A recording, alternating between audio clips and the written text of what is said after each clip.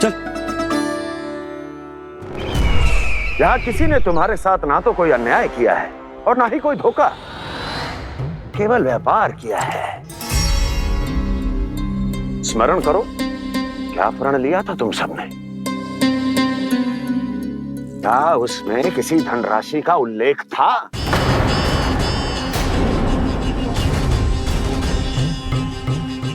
नहीं था। इसलिए अब उस प्रण के अनुसार तुम बिना कोई मूल्य लिए जीवन भर अपना सारा दूध, दही, घी और माखन, अपना सब कुछ मुझे दोगे। महाराज ऐसा अत्याचार।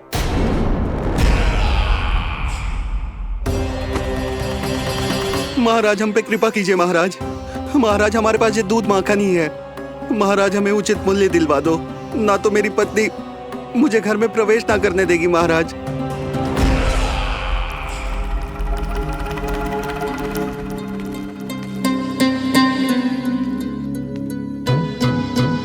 महाराज हमारे जीवन यापन को केवल एक यही साधन है।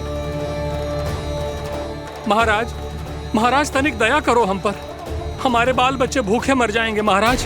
हमारे पास जीवन यापन का केवल यही एक साधन है। महाराज तनिक दया करो हम पे, हमारे बालक भूखे मर जाएंगे। ऐसा अत्याचार करके आपको क्या मिलेगा महाराज?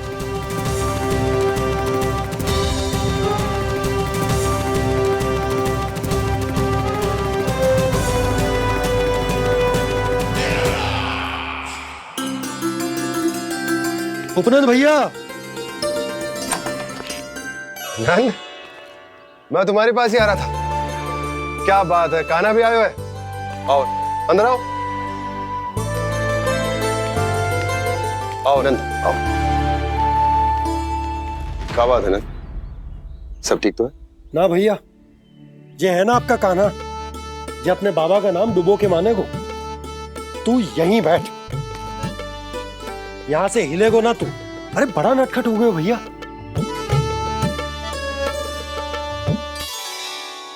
अच्छा आप ये सब छोड़ो, ये बताओ कि आप मिलने आ रहे थे, कछु विशेष बात थी?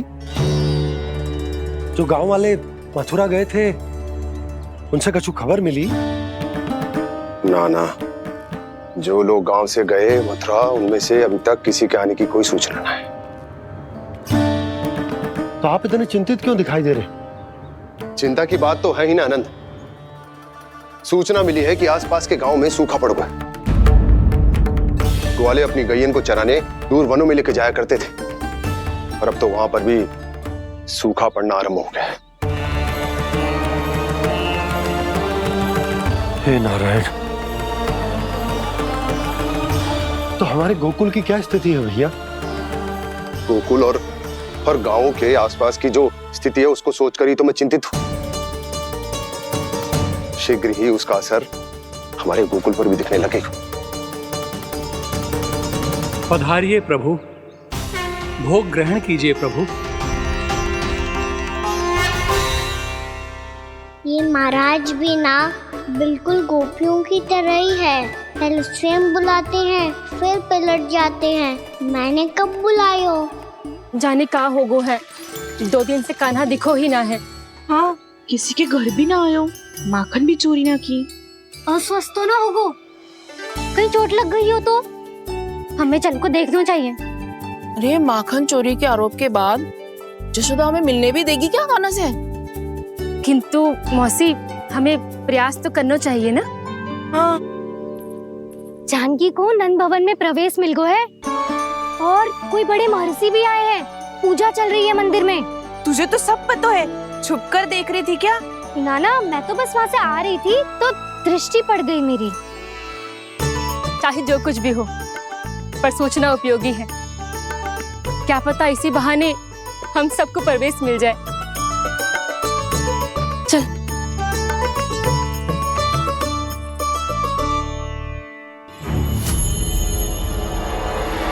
कान्हा, ये कहाँ गए हो?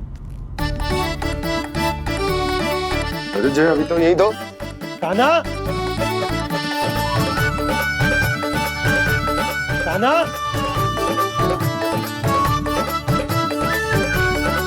कान्हा।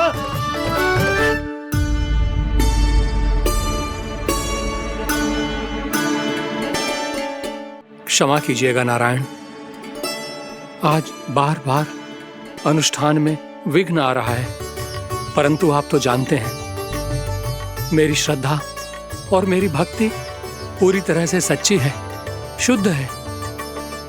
इसीलिए कृपा कीजिए प्रभु, पधारिए।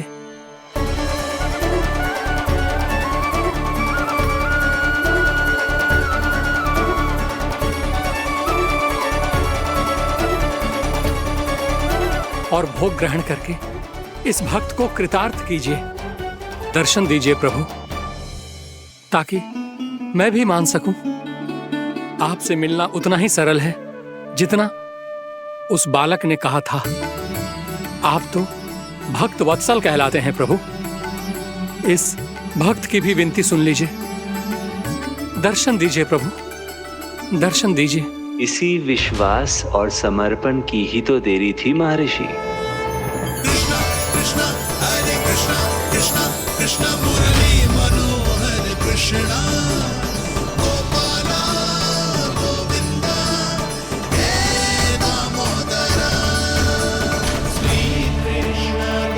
कान्हा,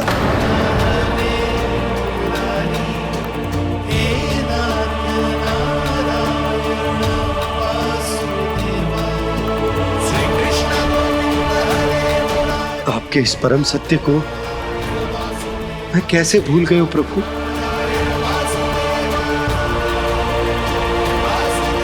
अरे तुम फिर आ गए? अब आप इतना प्रेम और भक्ति से बुलाओगे तो आना ही पड़ेगा ना। एक ही बात को कितनी बार समझाऊं? मैंने तुम्हें नहीं बुलाया, मैंने अपने प्रभु श्री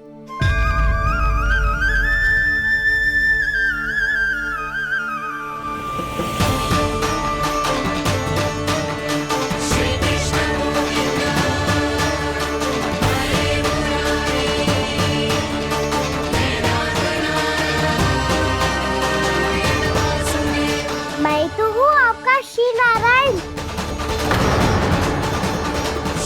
क्या हुआ महाराज, अब भी नहीं पहचाना अपने श्री नारायण को?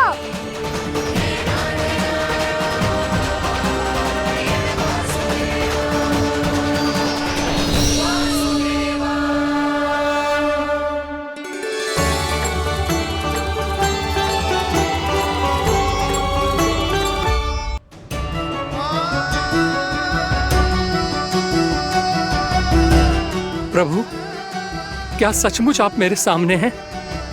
क्या पता आपको भी तीर्थ स्थानों पे भी नाम मिले, वो यहाँ मिल जाए श्री नारायण की इच्छा से। आपने सत्य कहा था प्रभु, आपसे मिलना बहुत सरल है, पर मैं अबोध समझ ही नहीं पाया। आपको अबोध कहता रहा। आप सामने थे और मैं पहचान ही नहीं पाया। मुझे क्षमा कर दीजिए प्रभु, मेरी भूल को क्षमा कीजिए प्रभु। आपकी पूजा करने के लिए आपको बुला रहा था और आप ही को भोग खाने से मना कर रहा था। तो अब तो खिला दो ना महाराज, श्री नारायण की इच्छा से।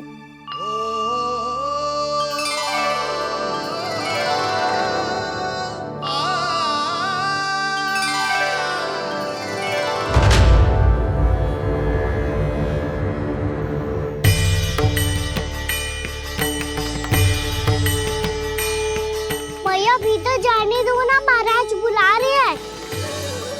भीतर तो बिल्कुल ना जाने दूंगी मैं, रुक।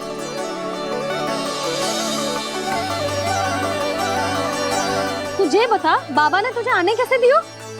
सच्ची मैया, महाराज ने बुलाई हुई मुझे। मैंने तो ना सुनो है। अब जे मती कहियो कि महाराज ने नारायण को बुलाओ है और बालक नारायण का स्वरूप होते हैं। मैंने ही बुलाया था पुत्री। महाराज,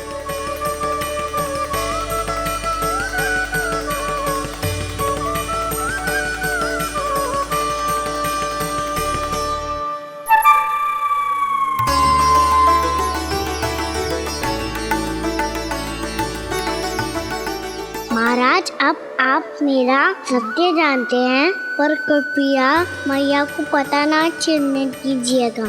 मैं चाहता हूँ कि मैं इनके लिए वही बना रहूँ जो हूँ, उनका सामान्य सा लल्ला, ताकि इनके प्रेम की अमृत वर्षा मुझ पर सदैव बरसती रहे।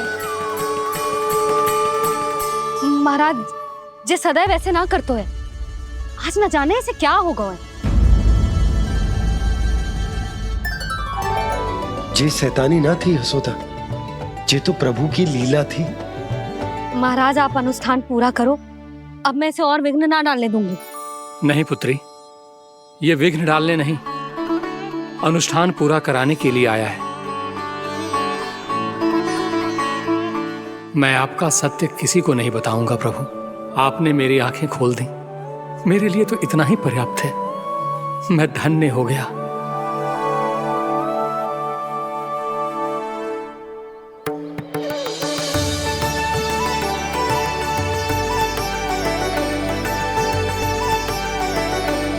जे आप क्या कर रहे हो महाराज?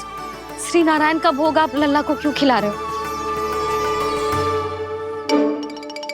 मैं सदैव कहता हूं कि जो होता है श्री नारायण की इच्छा से होता है, और मैं नारायण की इच्छा को ही नकार रहा था। महाराज कहीं भूल से मेरा भेद ना खोल दे। थोड़ा समय लगा, परंतु मैं समझ गया पुत्री। बालक ही श्री नारायण के रूप होते हैं।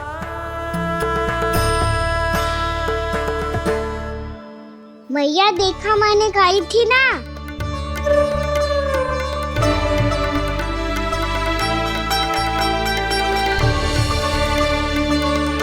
आज कान्हा ने मुझे एक बहुत बड़ी सीख दी। यदि सच्ची श्रद्धा और भक्ति से कोई स्वयं को श्री नारायण के चरणों में अर्पित कर दे, तो श्री नारायण बहुत सरलता से उसे मिल जाते हैं। कभी कभी एक छोटे बालक के रूप में सामने आ जाते हैं।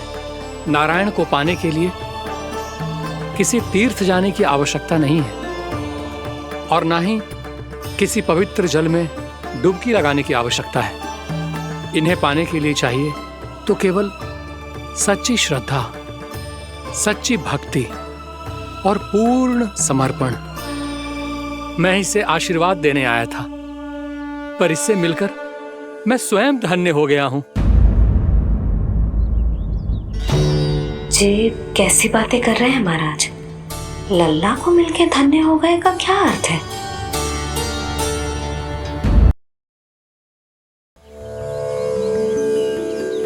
मैं इसे आशीर्वाद देने आया था, पर इससे मिलकर मैं स्वयं धन्य हो गया हूं। जे कैसी बातें कर रहे हैं महाराज? लल्ला को मिलके धन्य हो गए का क्या अर्थ है?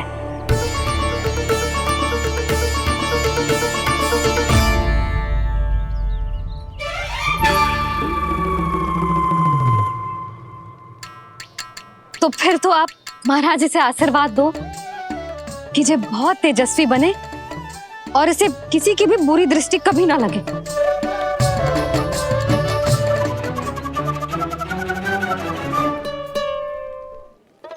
प्रणाम। आयुष्मान भव। नंदराज, अब मुझे आज्ञा दीजिए। आइए महाराज। कल्याण हो। राधे। पर मैया, दया करो महाराज, दया करो महाराज, दया करो महाराज। बस बस करो। कंस इतना भी निर्दयी नहीं है। तुम सब इतना व्याकुल हो रहे हो तो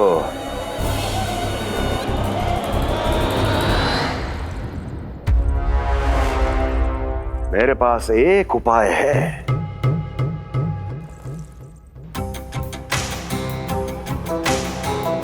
मैं तुम्हें इस निशुल्क व्यापार की विवशता से मुक्त कर सकता।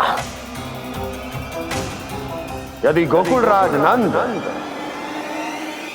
अपने पुत्र के साथ यहां आए तो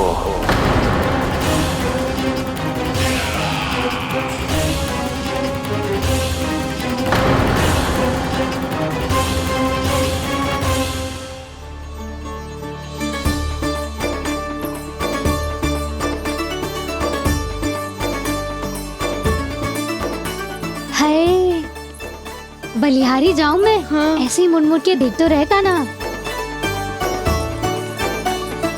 कान्हा, मार्ग पे चलते समय पीछे ना देखा जाता है, सीधा देख, वो भी उनकी ओर जो तुझ पर उल्टा सीधे आरोप लगाती है। चल सीधा। एक बार ठीक से देखने तो दो। क्यों भला? क्योंकि हमारा चित्त बसतो है जशोदा तेरे लल्ला में। क्योंकि आपके लल्ला ने हमारा चित्त चुरा लियो है जसोदा जी। वो माखन चोर तो पहले ही था, अब चित्त चोर भी बन गो। नाना भाभी जो ये बोलना चाह रही थी कि कान्हा बिल्कुल आप पर गयो है। जैसे ही चित्त को मोह लेने वाली मुस्कुराहट आपकी है ना, वैसे ही उसकी भी है। हाँ हाँ, जैसे गहरी सुंदर सुंदर आंखें आपकी हैं, वैसे ही उसकी भी है। कस्तूरी, सावित्री, अब चाहे कितने भी प्रयास क्यों ना कर लो, मुझे मूर्ख ना बना सकती। और जे माखन लगाने की तो आवश्यकता बिल्कुल ना है। तो क्या आप मिलने दोगी हमें कान्हा से?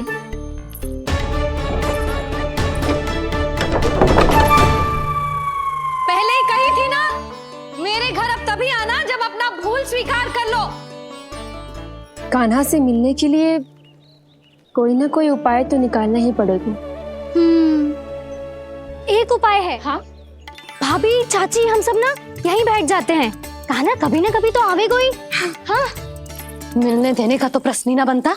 पहले आरोप लगाती हैं, फिर प्रशंसा के पर्वत पे चढ़ाती हैं। इन्हें लगता है जसोदा भोली है, मान जाएगी। इस बार बिल्कुल ना मानने वाली मैं। पहले मेरे रामू के पीछे पड़ी रहती थी और अब मेरे कान्हा के पीछे पड़ी रहती है।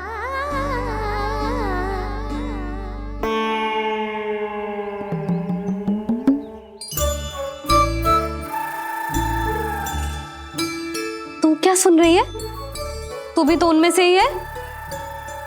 भाभी, मैं कल फिर से आ जाऊं ना? आना तो पड़ेगा।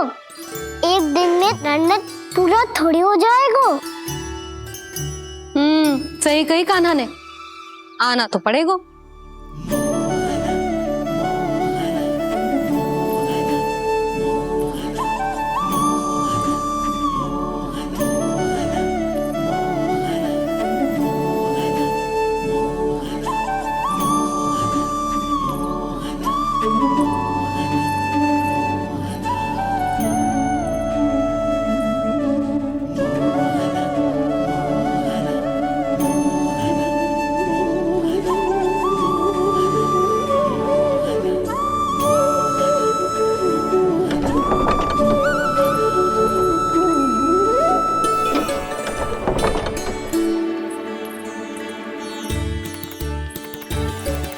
आप सब यहाँ क्यों बैठी हो? अब तेरी तरह हर कोई चापलूसी तो ना करतो है, पर कोई ना कोई उपाय तो करना पड़ेगा ना कान्हा से मिलने के लिए। अब तो बस एक ही आस बची है कि कभी ना कभी तो कान्हा बाहर आएगा और हम सब उससे मिल पाएंगे। मेरा भाग्य अधिक सराहने की आवश्यकता ना है भाभी। नंद भवन में भले ही प्रवेश मिल गया है मुझे, पर ना तो मैं कान्हा से मिल पाई हूँ और ना ही उससे ठीक से बात कर पाई हूँ। पर अब मैं कहीं ना चाहूंगी उससे मिले बिना। आप सबके साथ यहीं बैठूंगी।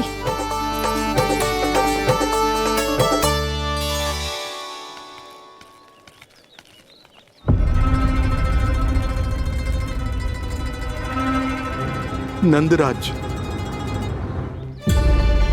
कैसे बताएंगे और किस मुंह से बताएंगे कि हमने अपनी मूर्खता में कैसो बात कर दो।